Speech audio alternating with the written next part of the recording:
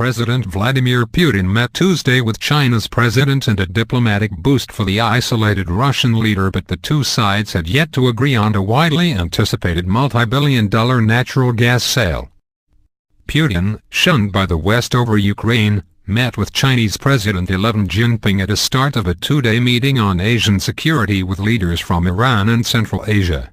The Russian leader is hoping to extend his country's dealings with Asia and diversify markets for its gas, which now goes mostly to Europe. Russia has been negotiating for more than a decade on a proposed 30-year deal to supply gas to China.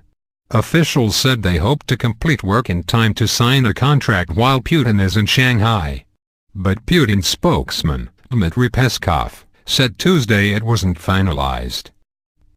Significant progress has been reached on gas, but there are issues that need to be finalized regarding the price, Peskov said, according to Russian news agencies. He said a contract could be signed at any moment. A deal would give Moscow an economic and political boost at a time of Western sanctions, while pressure on Moscow is thought to give Beijing leverage to push for a lower price. The U.S. Treasury Secretary, Jacob Lew, appealed to China during a visit last week to avoid taking steps that might offset sanctions. However, American officials have acknowledged China's pressing need for energy.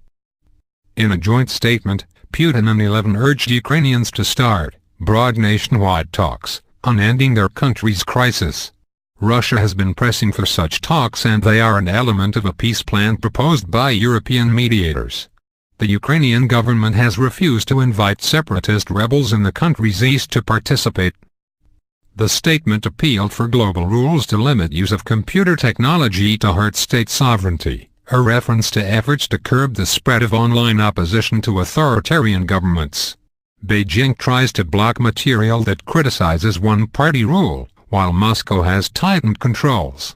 And officials said last week Russia might block access to Twitter,